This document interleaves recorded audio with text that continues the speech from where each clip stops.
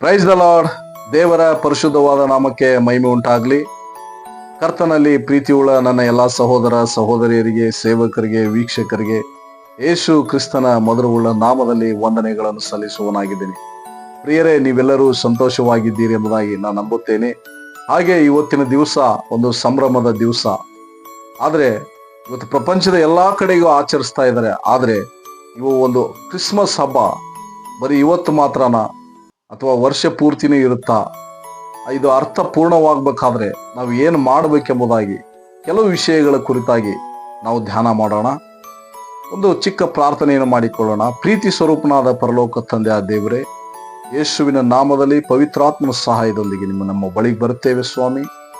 ಕರ್ತನೆ, ನಿಮ್ಮ ವಾಕ್ಯದ ಮೂಲಕ ನೀವು ಮಾತನಾಡಿ ನಿಮ್ಮ ನಾಮವನ್ನು ಮಹಿಮೆಪಡಿಸಿಕೊಂಡು ಯೇಸು ಕ್ರಿಸ್ತನ ನಾಮದಲ್ಲಿ ಈ ಪ್ರಾರ್ಥನೆಯನ್ನು ಪ್ರಾರ್ಥಿಸಿ ಬೇಡಿ ಹೊಂದಿದ್ದೇವೆ ಪರಲೋಕದ ಜೀವವುಳ್ಳ ತಂದೆ, ಆಮೇನ್. ಪ್ರಿಯರೇ, ಈ ಒಂದು ಚಿಕ್ಕ ಸಂದೇಶದ ಧ್ಯಾನಕ್ಕಾಗಿ ಒಂದು 2 ವಾಕ್ಯಗಳನ್ನು ಓದಿಕೊಳ್ಳೋಣ. ಲೂಕನು ಬರೆದ ಸುವಾರ್ತೆ 2ನೇ ಅಧ್ಯಾಯ 10 ಮತ್ತು 14 ನಾವು ಓದಿಕೊಳ್ಳೋಣ. ಆ ದೂತನು ಅವರಿಗೆ, ಹೆದರಬೇಡಿರಿ, ಕೇಳಿರಿ, ಜನರಿಗೆಲ್ಲ ಮಹಾ ಸಂತೋಷವನ್ನುಂಟು ಮಾಡುವ ಶುಭ ಸಮಾಚಾರವನ್ನು ನಿಮಗೆ ತಿಳಿಸುತ್ತೇನೆ. ಮೇಲಣ ಲೋಕಗಳಲ್ಲಿ ದೇವರಿಗೆ ಮಹಿಮೆ, ಭೂಲೋಕದಲ್ಲಿ ಮನುಷ್ಯರೊಳಗೆ ಸಮಾಧಾನ. ದೇವರು ಅವರಿಗೆ ಒಲಿಯುತ್ತಾನೆ ಎಂದು ದೇವರನ್ನು ಕೊಂಡಾಡುತ್ತಾ ಹೇಳಿದರು. ಆಮೇನ್. ದೇವರ ನಾಮಕ್ಕೆ ಸ್ತೋತ್ರವಾಗಲಿ. ಈ ಒಂದು ವಾಕ್ಯದ ಭಾಗದಲ್ಲಿ ನಾವು ನೋಡ್ತೇವೆ, ದೇವದೂತನ ಮೂಲಕವಾಗಿ ಈ ಲೋಕಕ್ಕೆ ಒಂದು ಸಂದೇಶ ಬರ್ತಾ ಇದೆ ಪರಲೋಕದ ದೇವರಿಂದ. ಏನೆಂಬುದಾಗಿ ನೋಡೋದು, ಹೆದರಬೇಡ್ರಿ, ಜನರಿಗೆಲ್ಲ ಮಹಾ ಸಂತೋಷವನ್ನುಂಟು ಮಾಡುವ ಶುಭ ಸಮಾಚಾರವನ್ನು ಕೇಳ್ರಿ ಎಂಬುದಾಗಿ.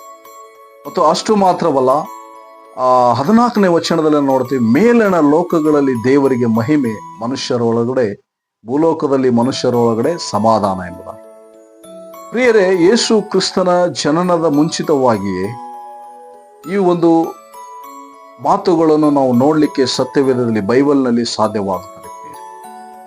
ಕಾರಣ ಯಾಕಂತ ಹೇಳಿದ್ರೆ, ಈ ಕತ್ತಲೆ ಲೋಕದಲ್ಲಿ ಮನುಷ್ಯನ ಒಂದು ವಿಮೋಚನೆಗಾಗಿ ಒಂದು ಪರಿಶುದ್ಧವಾದ ರಕ್ತ ಬೇಕಾಗಿತ್ತು.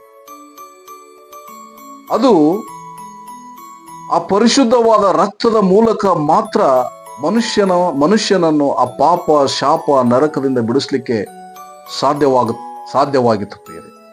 ಅದು ಒಂದು ದೇವರ ಯೋಜನೆಯೂ ಕೂಡ ಆಗಿತ್ತು. ಆದರೆ ಈ 2 ವಚನಗಳಲ್ಲಿ ನಾವು ನೋಡುವಾಗ, ಹೆದರಬೇಡ್ರಿ, ಜನರಿಗೆಲ್ಲ ಮಹಾ ಸಂತೋಷವನ್ನುಂಟು ಮಾಡುವ ಶುಭ ಸಮಾಚಾರ. 2ನೇ ವಾಕ್ಯದಲ್ಲಿ ನೋಡ್ತೀವಿ, 14ನೇ ವಚನದಲ್ಲಿ, ಮೇಲಣ ಲೋಕಗಳಲ್ಲಿ ದೇವರಿಗೆ ಮಹಿಮೆ, ಭೂಲೋಕದಲ್ಲಿ ಮನುಷ್ಯರೊಳಗಡೆ ಸಮಾಧಾನ. ದೇವರ ನಾಮಕ್ಕೆ ಸ್ತೋತ್ರವಾಗಲಿ. ಹಾಗಾದ್ರೆ ಈ ವಚನದಲ್ಲಿ ನಾವು ನೋಡುವಾಗ, ಭೂಲೋಕದಲ್ಲಿ ಮನುಷ್ಯರಿಗೆ ಸುಖ, ಸಮಾಧಾನ, ಸಂತೋಷಗಳು ಇರಲಿಲ್ವಾ? ಇರಲಿಲ್ಲ ಪ್ರಿಯರೇ. ಶಾಶ್ವತವಾದ ಸಮಾಧಾನ, ಸಂತೋಷ, ಮನುಷ್ಯನ ಜೀವಿತಕ್ಕೆ ನಿರೀಕ್ಷೆ, ಒಂದು ಪಾಪ ವಿಮೋಚನೆ ಇರಲಿಲ್ಲ.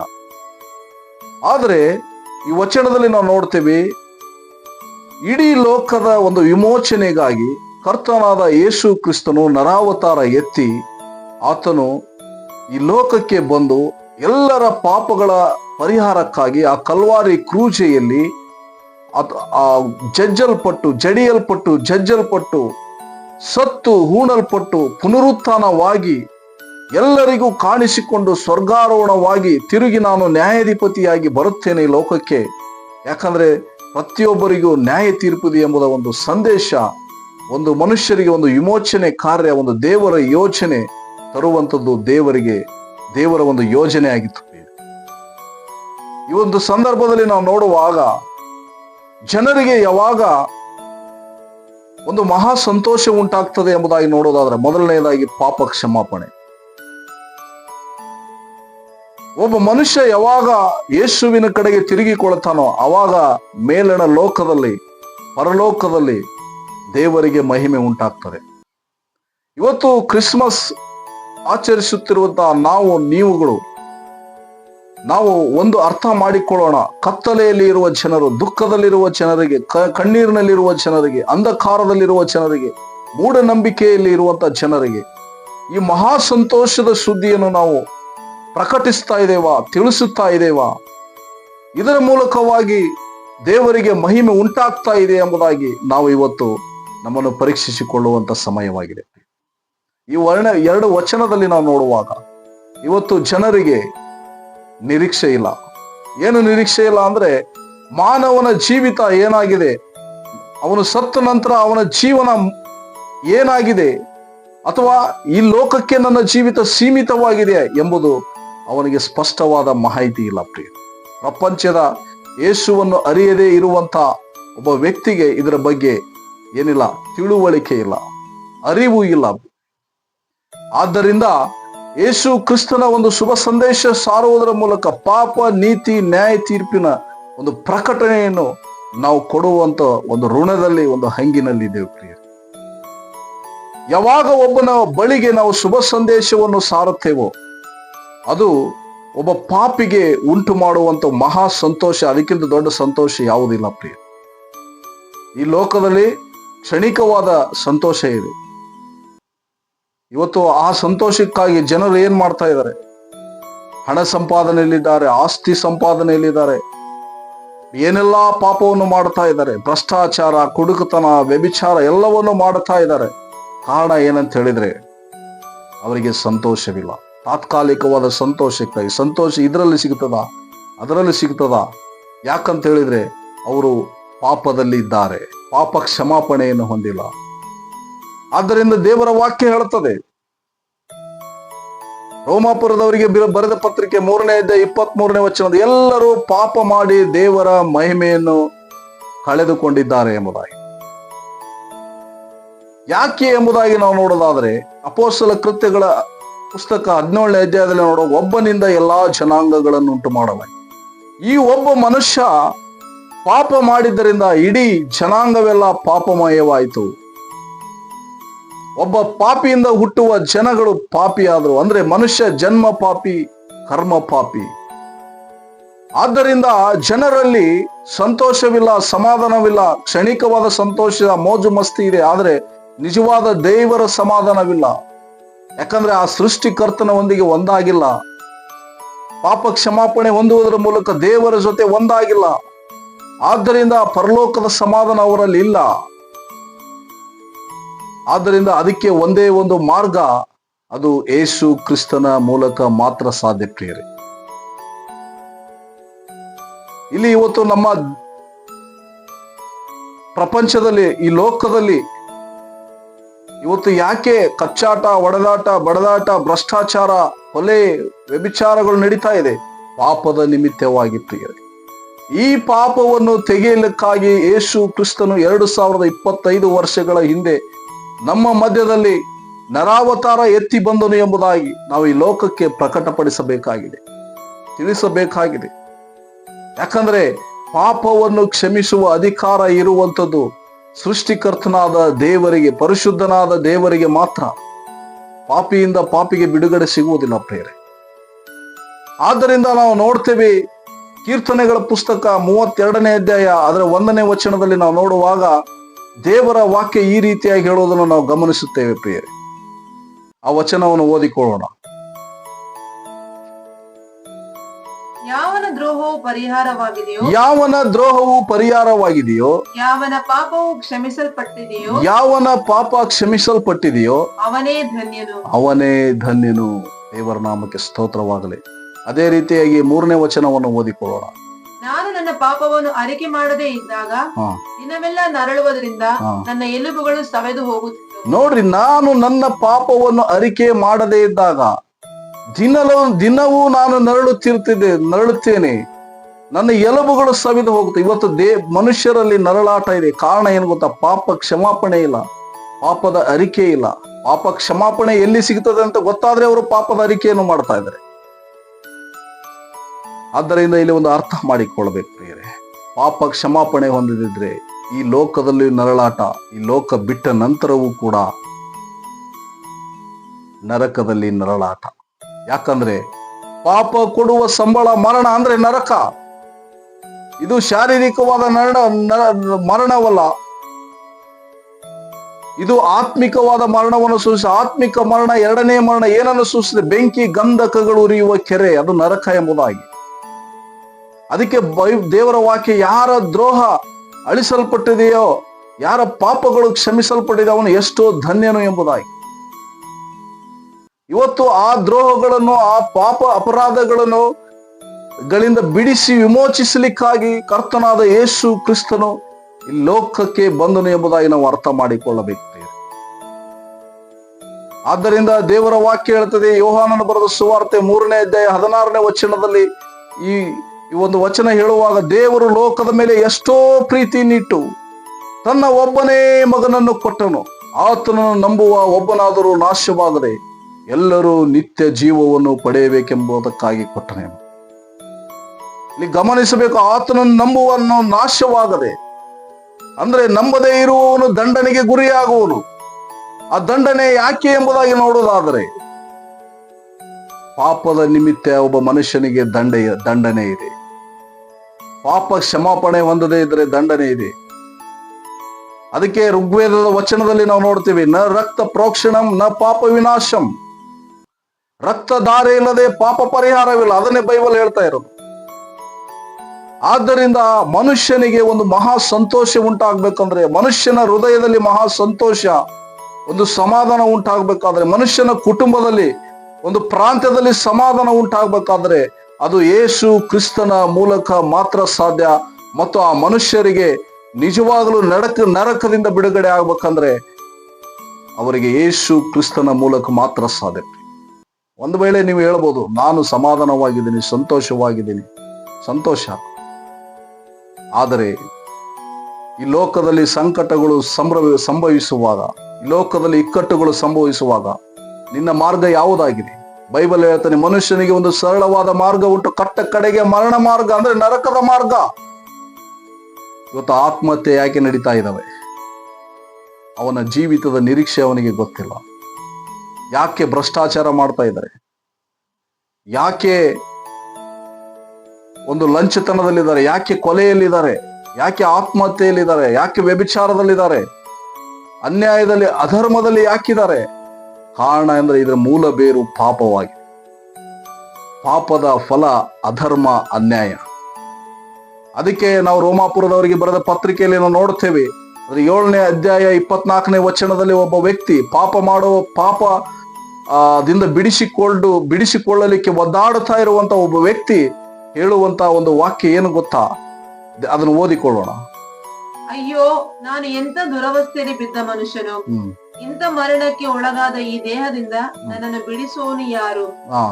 ಸಾಕು ನೋಡಿ. ಅಯ್ಯೋ, ನಾನು ಎಂತ ದುರಾವಸ್ಥೆಯಲ್ಲಿ ಬಿದ್ದಂತ ಮನುಷ್ಯನು, ಇದರಿಂದ ಬಿಡಿಸ್ಲಿಕ್ಕೆ ಯಾರಿದ್ದಾರೆ ಎಂಬುದಾಗಿ ಅವನು ಹುಡುಕುತ್ತಾ ಇದ್ದಾನೆ. ಇವತ್ತು ಜನರಿಗೆ ಸಂತೋಷವಾಗಿ ಪರಿಶುದ್ಧವಾಗಿ ಜೀವಿಸ್ಲಿಕ್ಕೆ ಮನಸ್ಸಿದೆ, ಆದರೂ ಕೂಡ ಅವರ ಮೇಲೆ ಒತ್ತಡದ ದೆಸೆಯಿಂದ ಆ ಭ್ರಷ್ಟ ಆಡಳಿತದ ಒಂದು ಸುಳಿವಿನಲ್ಲಿ ಸಿಕ್ಕಿಕೊಂಡು ಇವತ್ತು ಭ್ರಷ್ಟಾಚಾರದ ತೆಗೆದುಕೊಳ್ಳುತ್ತಾ, ಲಂಚ ತೆಗೆದುಕೊಳ್ಳಲೇಬೇಕೆಂಬ ಒಂದು ಪರಿಸ್ಥಿತಿಯಲ್ಲಿದ್ದಾರೆ. ಯಾಕೆ ಕೊಲೆ ಮಾಡ್ತಾ ಇದ್ದಾನೆ? ಅವನಲ್ಲಿರುವ ಪಾಪ ಏನ್ ಮಾಡ್ತಾ ಇದೆ? ದ್ವೇಷವನ್ನು ಉಂಟು ಮಾಡ್ತಾ ಇದೆ. ಆ ದ್ವೇಷ ಕೊಲೆಯಲ್ಲಿ ಅದು ಅಂತಿಮವಾಗ್ತದೆ. ಅಲ್ಲಿ ಮುಗಿತದ? ಅವನಿಗೆ ನರಕ ಅಲ್ಲಿಂದಲೇ ಸ್ಟಾರ್ಟ್ ಆಗ್ತದೆ. ಅದಕ್ಕೆ ಬೈಬಲ್ ಹೇಳ್ತದೆ, ದ್ವೇಷ ಮಾಡುವ ಪ್ರತಿಯೊಬ್ಬನು ಕೊಲೆಗಾರನಾಗಿದ್ದಾನೆ. ಯಾಕಂದ್ರೆ ದ್ವೇಷದಿಂದಲೇ ಕೊಲೆ ಆರಂಭವಾಗುವುದು ದೇವರಿಗೆ ಗೊತ್ತು. ಅದಕ್ಕೆ ದ್ವೇಷ ಮಾಡಲಿಕ್ಕೆ ಸತ್ಯವೇದ ನಮಗೆ ಅನುಮತಿ ಕೊಡುವುದಿಲ್ಲ. ಆದ್ದರಿಂದ ಪ್ರಿಯರೇ, ಈ ಸಂದರ್ಭದಲ್ಲಿ ನಾವು ನೋಡೋಣ, ಇದು ಚಿಕ್ಕ ಸಂದೇಶವಾಗಿದ್ದರೆ ಮನುಷ್ಯರೊಳಗಡೆ ಒಂದು ಸಮಾಧಾನ, ಜನರಿಗೆ ಮಹಾ ಸಂತೋಷವನ್ನುಂಟು ಮಾಡುವ ಶುಭ ಸಮಾಚಾರ ಯಾವುದಂತ ಹೇಳಿದ್ರೆ ಅದು ಕರ್ತನಾದ ಯೇಸು ಕ್ರಿಸ್ತನ ಜನನ, ಮರಣ, ಪುನರುತ್ಥಾನ. ಪ್ರಿಯರೇ, ಇವತ್ತು ನಾವು ಹೊಸ ಬಟ್ಟೆ ತಗೊಂಡ್ರೆ, ಹೊಸ ಕಾರ್ ತಗೊಂಡ್ರೆ, ಹೊಸ ಮನೆ ಕಟ್ಟಿದ್ರೆ ಸ್ವಲ್ಪ ಸಮಯ ಸಂತೋಷ ಇರ್ತದೆ. ಆದರೆ ಯೇಸು ಕ್ರಿಸ್ತನನ್ನು ಅಂಗೀಕಾರ ಮಾಡಿಕೊಂಡವರಿಗೆ ಆ ಜೀವನದಲ್ಲಿ ಆ ಒಂದು ಪರಲೋಕದ ಸಮಾಧಾನ, ಪರಲೋಕದ ಸಂತೋಷ, ಕರ್ತನಲ್ಲಿರುವ ಸಂತೋಷ 365 ದಿವಸವೂ ಕೂಡ ಇರ್ತದೆ. ಅದರ ಅರ್ಥ ನಮಗೆ ಈ ಜೀವಿತದಲ್ಲಿ ಸಂಕಟಗಳಿಲ್ಲ, ಹೋರಾಟಗಳಿಲ್ಲ ಎಂಬುದು ಅಲ್ಲ. ಆ ಸಂಕಟಗಳಲ್ಲಿಯೂ, ಆ ಹೋರಾಟಗಳಲ್ಲಿಯೂ, ಪ್ರತಿಕೂಲ ಸಮಯಗಳಲ್ಲಿಯೂ ಕೂಡ ನಮಗೆ ಪರಲೋಕದ ಸಮಾಧಾನ, ಆ ಸಂತೋಷ, ಆ ಒಂದು ದೇವರ ನಡೆಸುವಿಕೆ ನಮ್ಮಲ್ಲಿ ಇರುತ್ತದೆ ಪ್ರಿಯರೇ. ಅಷ್ಟು ಮಾತ್ರವಲ್ಲ, ಈ ಲೋಕದ ಯಾತ್ರೆ ಮುಗಿದ ನಂತರ ಪರಲೋಕ ರಾಜ್ಯಕ್ಕೆ ನಾವು ಹೋಗುವವರಾಗಿದ್ದೇವೆ. ಈ ಸಂದೇಶವನ್ನು ಆಲಿಸುವಂತ ನನ್ನ ಪ್ರೀತಿಯ ಸಹೋದರ ಸಹೋದರಿ, ಇವತ್ತು ಯೇಸು ಕ್ರಿಸ್ತನ ರಕ್ತವಿಲ್ಲದೆ ಪಾಪ ಪರಿಹಾರವಿಲ್ಲ, ವಿಮೋಚನೆ ಇಲ್ಲ, ನರಕದಿಂದ ಬಿಡುಗಡೆ ಇಲ್ಲ. ಆದರೆ ಇವತ್ತು ಮನುಷ್ಯ ಹುಟ್ಟಿದ ಮೇಲೆ ಅವನು ಸಾಯಲೇಬೇಕು. ಸತ್ತ ನಂತರ ಈ ಜೀವನ ಮುಗಿಯುವುದಿಲ್ಲ. ಸತ್ತ ನಂತರ ನಿಜವಾದ ಜೀವನ ಆರಂಭವಾಗುತ್ತೆ. ಜನ ತಿಳ್ಕೊಂಡಿದ್ದಾರೆ ಇದೇ ನಿಜವಾದ ಜೀವನ ಅಂತ. ಇಲ್ಲಿಗೆ ಮುಗಿಯಿತು ಎಂಬುದಾಗಿ ತಿಳ್ಕೊಂಡಿದ್ದಾರೆ. ಇದು ನಿಜವಾದ ಜೀವನ ಹೌದು, ಆದರೆ ಇಲ್ಲಿಗೆ ನಮ್ಮ ಜೀವನ ಮುಗಿಲಿಲ್ಲ. ಆದರೆ ಇನ್ನೊಂದು ಸತ್ಯವಾದ ನಿಜವಾದ ಜೀವನ ಇದೆ. ಒಂದು ಅದು ಆರಂಭವಾಗುವುದು ನರಕದಲ್ಲಿ, ಇನ್ನೊಂದು ಪರಲೋಕದಲ್ಲಿ. ಯಾರು ಯೇಸು ಕ್ರಿಸ್ತನನ್ನು ಅಂಗೀಕಾರ ಮಾಡಿಕೊಳ್ತಾರೋ, ಯಾರು ಪಾಪ ಕ್ಷಮಾಪಣೆಯನ್ನು ಹೊಂದಿಕೊಳ್ಳುತ್ತಾರೋ, ಯಾರು ಯೇಸುವಿನ ಹೆಜ್ಜೆ ಜಾಡಿನಲ್ಲಿ ನಡೀತಾರೋ, ಯಾರು ಯೇಸುವಿನ ಆಜ್ಞೆಗಳನ್ನು ಕೈಗೊಂಡು ನಡೀತಾರೋ, ಕೊನೆಯವರೆಗೂ ಈ ಲೋಕದಲ್ಲಿ ನಂಬಿಗಸ್ತರಾಗಿರ್ತಾರೋ, ಅವರಿಗೆ ಮಾತ್ರ ಸ್ವರ್ಗ ರಾಜ್ಯ, ಪರಲೋಕ ರಾಜ್ಯ ಏನಾಗಿದೆ ಕೊಡಲ್ಪಡುತ್ತದೆ ಪ್ರಿಯರೇ. ಇಲ್ಲವಾದರೆ ನರಕ ಯಾತನೆ. ಅಲ್ಲಿ ಭಕ್ತನು ಹೇಳುವಾಗ, ನನ್ನ ಪಾಪವು ಅರಿಕೆ ಮಾಡದೇ ಇದ್ದಾಗ ದಿನವೂ ನನ್ನ ನೆರಳಾಡುತ್ತಾ ನನ್ನ ಎಲುಬುಗಳು ಸವಿದು ಹೋಗ್ತವೆ. ಇವತ್ತು ಜನರಲ್ಲಿ ನರಳಾಟ ಇದೆ. ಕಾರಣ ಏನು ಗೊತ್ತಾ? ಆ ಪಾಪದಿಂದ ಬಿಡುಗಡೆ ಇಲ್ಲ. ಇವತ್ತು ಮನುಷ್ಯ ಯಾಕೆ ತಪ್ಪು ಮಾಡ್ತಾ ಇದ್ದಾನೆ? ಅಲ್ಲಿ ರೋಮಾಪುರದವರಿಗೆ ಬರೆದ ಪತ್ರಿಕೆಯಲ್ಲಿ ನಾವು ನೋಡುವಾಗ 7ನೇ ಅಧ್ಯಾಯದಲ್ಲಿ ಗೊತ್ತಿದೆ, ನಾನು ಏನು ಮಾಡಬೇಕೆಂದು ನಾನು ಯೋಚಿಸ್ತೇನೆ, ಅದು ಮಾಡಲಾಗುತ್ತಿಲ್ಲ ಎಂಬುದಾಗಿ ಹೇಳ್ತಾ ಇದ್ದೇನೆ. ಇವತ್ತು ಜನರಿಗೆ ಒಳ್ಳೆಯದು ಮಾಡಲಿಕ್ಕೆ ಮನಸ್ಸಿದೆ, ಆದರೆ ಅವರಿಂದ ಯಾಕೆ ಆಗುತ್ತಾ ಇಲ್ಲ? ಬದಲಾಗಿ ಅವರಲ್ಲಿರುವ ಪಾಪ ಅದನ್ನು ತಡೆ ಮಾಡ್ತಾ ಇದೆ. ಇಲ್ಲಿ ನಾವು ಅರ್ಥ ಮಾಡಿಕೊಳ್ಳಬೇಕು, ನಮ್ಮಲ್ಲಿರುವ ಆ ಪಾಪ ಕ್ಷಮಾಪಣೆ ಆಗುವುದಾದರೆ, ನಿತ್ಯ ಯೇಸುವಿನ ಹೆಜ್ಜೆ ಜಾಡಿಯನ್ನು ನಡೆಯುವುದಾದರೆ, ನಾವು ಪಾಪವನ್ನು ಜಯಿಸಲಿಕ್ಕೆ ಸಾಧ್ಯವಾಗ್ತದೆ, ಪರಲೋಕ ರಾಜ್ಯಕ್ಕೆ ಹೋಗ್ಲಿಕ್ಕೆ ಸಾಧ್ಯವಾಗ್ತದೆ. ಆದ್ದರಿಂದ ಈ ಒಂದು ಕ್ರಿಸ್ಮಸ್ ಹಬ್ಬದ ಸಂದರ್ಭದಲ್ಲಿ ದೇವರ ಮೇಲಣ ಲೋಕಗಳಲ್ಲಿ ದೇವರಿಗೆ ಮಹಿಮೆ ಆಗ್ತಾ ಇದೆಯಾ? ಯಾಕಂದ್ರೆ ಒಬ್ಬ ವ್ಯಕ್ತಿಯ ಹೃದಯದಲ್ಲಿ ಯೇಸು ಪ್ರವೇಶಿಸುವಾಗ, ಆ ವ್ಯಕ್ತಿ ಯೇಸುವಿನ ಕಡೆಗೆ ತಿರುಗುವಾಗ, ಅದು ಪರಲೋಕದಲ್ಲಿ ದೇವರ ಮಹಿಮೆ ಉಂಟಾಗ್ತದೆ. ಪರಲೋಕದಲ್ಲಿ ಒಂದು ದೊಡ್ಡ ಸಂತೋಷ ಉಂಟಾಗ್ತದೆ. ಯಾಕಂದ್ರೆ ದೇವರು ಆಸೆ ಅದೇ, ಪಾಪಿಯಾದ ನನ್ನ ಮಕ್ಕಳು, ಜನ್ಮ ಮತ್ತು ಕರ್ಮ ಪಾಪಿ ಆದಂತ ನನ್ನ ಮಕ್ಕಳು, ಯಾಕಂದ್ರೆ ಅವರು ಸೃಷ್ಟಿ ಮಾಡಿದ ಎಲ್ಲಾ ಜನಾಂಗಗಳನ್ನು. ಆದರೆ ಈ ಜಾತಿ ಮತ ಕುಲವನ್ನು ನಾವು ಮಾಡಿಕೊಂಡಿದ್ದೇವೆ. ಹೇಗೆ ಬೆಳಕಿಗೆ, ಗಾಳಿಗೆ, ನೀರಿಗೆ ಜಾತಿ ವರ್ಣ ಭೇದ ಇಲ್ವೋ, ಹಾಗೆ ನಮ್ಮ ಸೃಷ್ಟಿಕರ್ತನಾದ ಯೇಸುವಿಗೆ ಭೇದವಿಲ್ಲ ಪ್ರಿಯರೇ. ಆತನು ಎಲ್ಲಾ ಮನುಷ್ಯರನ್ನು ಪ್ರೀತಿಸಿ ಈ ಲೋಕವನ್ನು ಎಷ್ಟೋ ಪ್ರೀತಿಯನ್ನು ಮಾಡಿ ಆ ಪರಲೋಕದ ಸಂಸ್ಥಾನವನ್ನು, ಆ ಪರಲೋಕದ ಸಿಂಹಾಸನವನ್ನು ತ್ಯಾಗ ಮಾಡಿ ಏನ್ ಮಾಡಿದ್ರು? ನಮ್ಮ ಮಧ್ಯೆ ನರಾವತಾರವಾಗಿ ಎತ್ತಿದ್ರು. ನಾವು ಮಾಂಸಧಾರಿಗಳಾಗಿದ್ದರಿಂದ, ಇಬ್ರಿಯ ಪತ್ರಿಕೆಯಲ್ಲಿ ನಾವು ನೋಡ್ತೇವೆ, ಅದನ್ನು ಓದ್ಲಿಕ್ಕೆ ಹೋಗುದಿಲ್ಲ. ಮಕ್ಕಳು ಮಾಂಸಧಾರಿಗಳಾಗಿರುವುದರಿಂದ, ರಕ್ತ ಮಾಂಸಧಾರಿಗಳಾಗಿದ್ದರಿಂದ ದೇವರು ಯೇಸು ಕೂಡ ನರಾವತಾರ ಎತ್ತಿ ನಮ್ಮ ಮಧ್ಯದಲ್ಲಿ ವಾಸ ಮಾಡಿದನು, ನಮಗೆ ಮಾದರಿಯನ್ನು ತೋರಿಸಿದನು.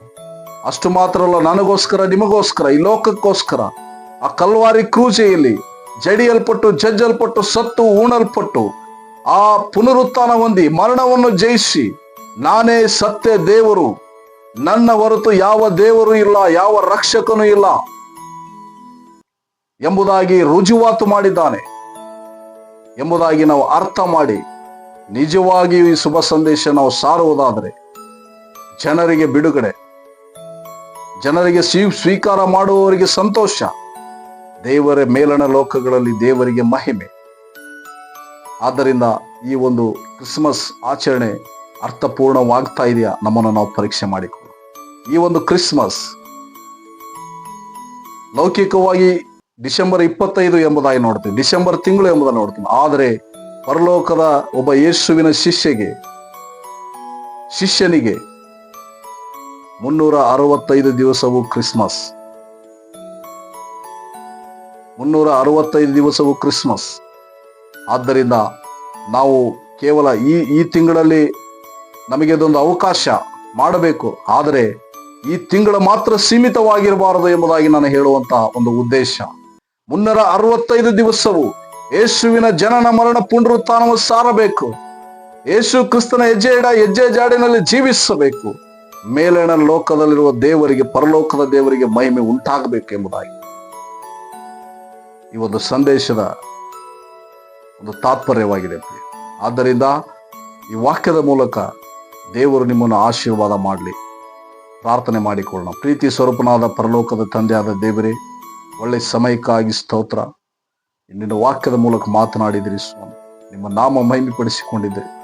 ಈ ಸಂದೇಶ ನೋಡಿದವರು ಸ್ವಾಮಿ ಮನ ಮರುಗಿ ಸ್ವಾಮಿ ಅಪ್ಪ ನಿನ್ನ ಕಡೆ ತಿರುಗಿಕೊಂಡು ಸ್ವಾಮಿ ಅಪ್ಪ ನಿನ್ನ ರಕ್ಷಣೆಯನ್ನು ಹೊಂದಿಕೊಂಡು, ಪಾಪ ಕ್ಷಮಾಪಣೆಯನ್ನು ಹೊಂದಿಕೊಂಡು, ನಿನ್ನ ಹೆಜ್ಜೆ ಜಾಡಿನಲ್ಲಿ ಜೀವಿಸುವುದಕ್ಕೆ ಒಂದು ತೀರ್ಮಾನ ತೆಗೆದುಕೊಳ್ಳಲಿ ಅಪ್ಪ ಸ್ವಾಮಿ.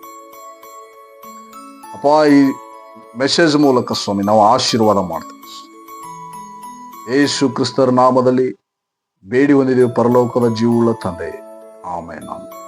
Thank you. God bless you.